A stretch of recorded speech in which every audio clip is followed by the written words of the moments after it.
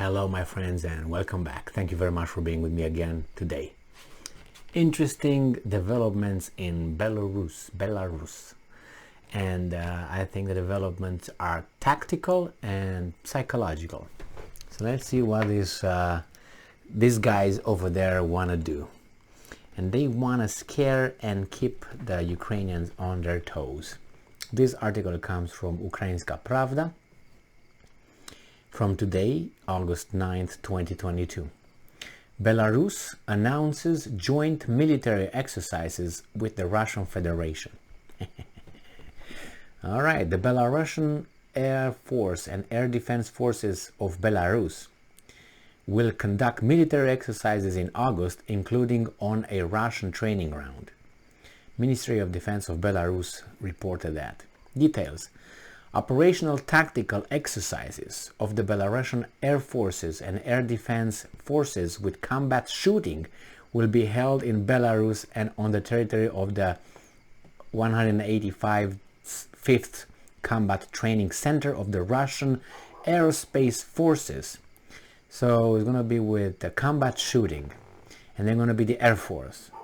So you know what it is? The Ukrainians will be on their toes, stressed as that this is a rehearsal or a fake move, and if you don't pay attention, they're gonna spill into your country.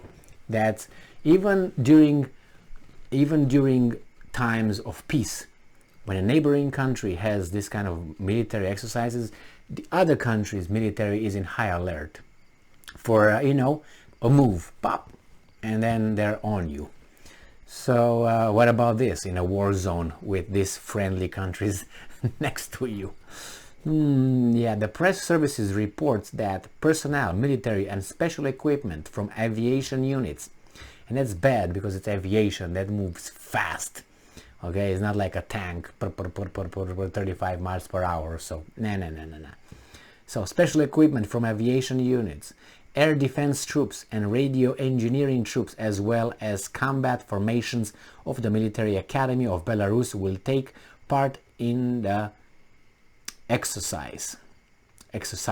According to them, the purpose of the exercise is to increase the coordination of units and military units during the execution of tasks. May I ask, what kind of tasks? Defensive tasks? Well, maybe they would keep the Ukrainians busy, take their forces from the east, from their offensive into the north a little bit. So, quote, and I'm quoting obviously, the combat training event will be held in two stages. In the training areas on the territory of the Republic of Belarus from 9 to 11th of August, within the territory and airspace of the Ashuluk range, which is Astrakhan region of the Russian Federation, from 22 to 25 of August.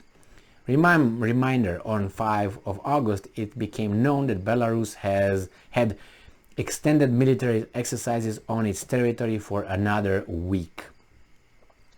Well. What do you think that is?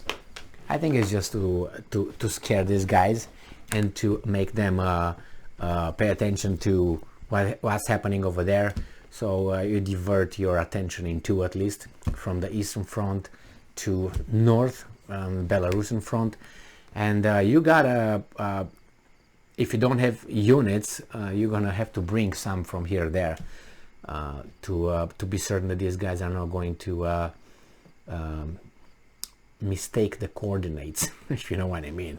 Instead of flying north, just fly south, and then is a possibility that something will happen? No, the only thing that could be probably some Sukhoi 35 or whatever is going to just lose its way into the airspace of Ukraine, and something like that. And the Ukrainians will shoot at it. And that would be the only thing. But I don't even think that's going to get to that point. It's just the Russians want to keep the Ukrainians divided, their attention divided, their resources broken into at least, and maybe just a show of force, if that's another thing. And maybe a regular training, I don't know, certain things are, certain exercises like this are announced with months ahead. So I don't know if this was announced in January 2022 or it was something that was decided, I don't know, a month and a half ago. I don't know, but it's going to be two stages. So I would like to pay attention on these two stages. Once those occur over there, what happens in the east? It could be a coordinated move. I draw attention in the north, and I'm going to do something in the south, and I keep you busy in the north. That means you're going to be like, what's going on here? And it's going to can create panic, because obviously you're going to have not only the whole front in the east, but you might have something in the north that's aviation. As I said, aviation, there are troops and all that, but with the aviation, that's a fast move. With a fighter jet, your bombers, you just fast, so you go and do whatever you have to accomplish the mission that was assigned to you. So I think that's a very interesting development, and there's not going to be any invasion. I guarantee that, but it's just I don't guarantee, but it's you keep saying I guarantee that because I like the word or something, but it's actually I'm inclined, or probabilities are, I don't know, 5%. That's how much I think it's not going to happen. Anything in the way of an invasion. Provocations might happen, they, instead of shooting that way, they shoot this way. Oh, my bad. But I don't think they're going to waste their ammunition and millions of dollars, because if they really want to do it, they do it. They don't have to, pretend like they did at the beginning, right? In 2 days, a day and a half, they